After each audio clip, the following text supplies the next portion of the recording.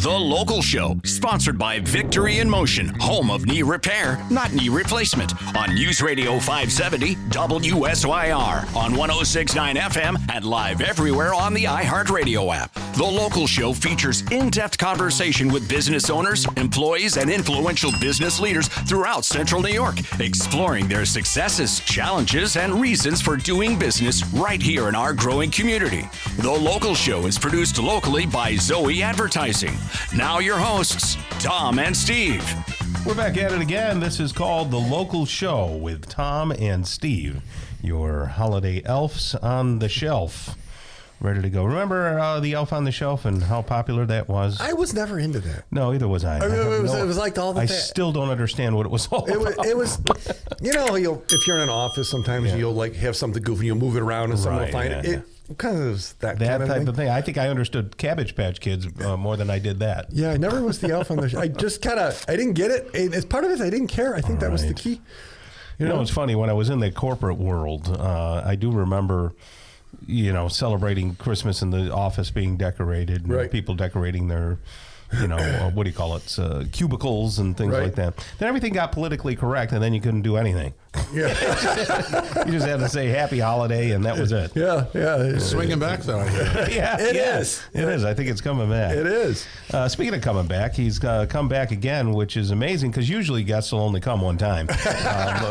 Bill Fisher, CEO of the CNY Regional Market. How are you there, Bill? I'm well. Good morning, elves. Yes. Hey, how's the heat over there? You guys we got plenty of heat. Yeah, we got a lot of heat in our sheds, and people walk inside, and we actually still have our outdoor market. We have folks in the bee line that come and get frozen vegetables, I guess. Yeah, they might not start out that way, but they can be. Yeah, it's been an interesting season. Do you find that when there's more snow early in the season, you get more or less people, or what's the deal? I don't think it matters. What happens in November, December is we get into what we call our winter season or our holiday season. Yeah. And folks are first looking at Thanksgiving and thinking about fresh produce and other things that we have.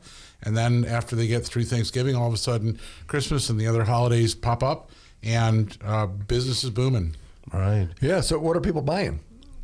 All kinds of produce. There's still some things that are coming out of the ground here. I guess onions and potatoes, things like that. But by and large, there are things that are shipped in from other states, sometimes even other countries.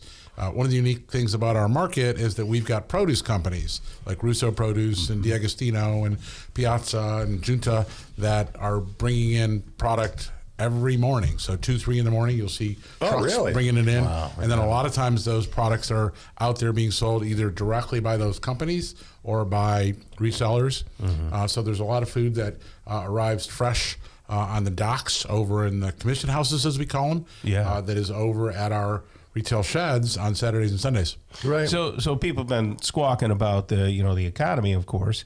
They're trying to make it better, but not quite there, right? So do you help in that way? Like, can people get better deals on food at the market? They can certainly get very good value on fresh food.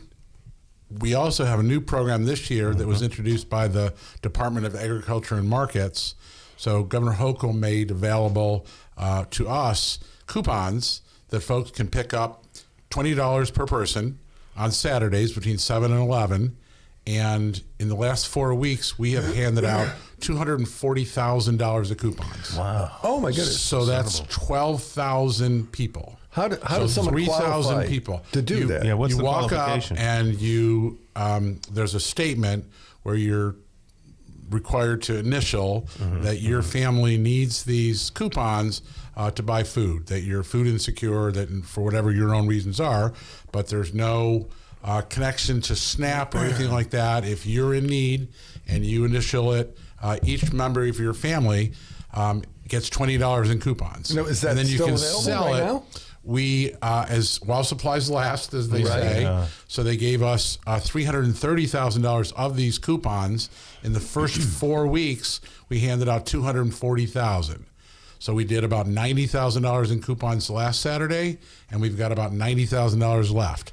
So quick math tells me they'll probably run out this Saturday. Right. Well, that's a real blessing to the area, isn't it? Oh my gosh. Yeah. We've had families with 7 children, Right. And they came up, and I was like, I got 5, so, you know, 7 not so unusual. But each of those children and the mom and dad each walked away with $20 in coupons. They have to be spent here at the market. Sure. They have to be spent by December 31st. But there's no problem with that because people tend to eat more, as I've learned in this job, in December and in November and December. Right. You know, we all get together with our families. We get together for company or other types of gatherings. And when we get together, what do? We eat. But food makes great gifts, too. I mean, we had Ray from High Wire Honeybees on a couple sets ago. He's there every Saturday. And he's there every Saturday with the honey. For many years. And that and maple syrup. You have a lot of long-term regulars like that? We do. Yeah. How about crafters? You have more crafts now? We do. Wreaths. We have people that make wreaths that come in, and the kind of crafts that people buy for their tree or for their family room or kitchens for all kinds of decorations. When the family comes over, you bet. Right. So what about Sunday? So I go. So I know. For me, I like Saturday. That's just because there's all that food. But there's some food on Sunday too, right? There is. Now, most people think of our Sunday as our flea market, and that's really the mainstay and has been for decades. But in addition to the flea market and the vendors that have those goods, we also have the craftspeople that you mentioned. We also have more and more farmers and fresh goods because people that perhaps are finding it so crowded on Saturdays, because it is, know that on Sundays they can get a parking spot that's just a little bit easier to their favorite shed and their favorite vendor. And you're going to see a lot of the farms like the Coulter Farms, they're there on Saturday, they're Sunday. I think they're one of the ones that are out there in the open market, the B line. The frozen market. The frozen market, yeah.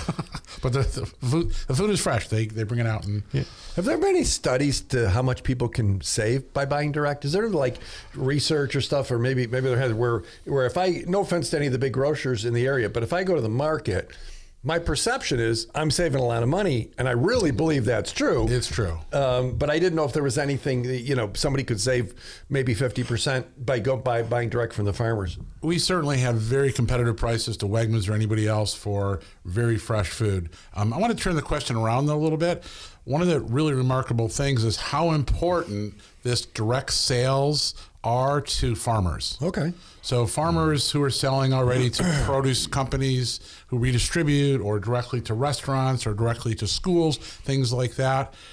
There was a study that just came out from Cornell showing how significant it is to the bottom line of these family farms, many of them that are threatened. There's a lot of news right now about the effects that tariffs are having on farmers. So that ability to come bring their food direct to the consumer, and for the consumers to buy that without the middleman in between, which is how they get the savings, has been a winning formula for about 87 years here at the regional market. So that doesn't make sense. If I've got to sell it for less to a big grocer, which it would be less, it's wholesale. They've got to make their money and allow for shrinkage and things that they can't do. But if I'm there talking to the farm, right to the farmer, it costs less, maybe a day or two fresher. Is that fair? Yep, that's fair. And it might be the last 10 or 15% of what they pull out of the ground that week. So they've already got the orders from this customer and that customer, and at the end they're trying to figure out, what do I do with the rest of it?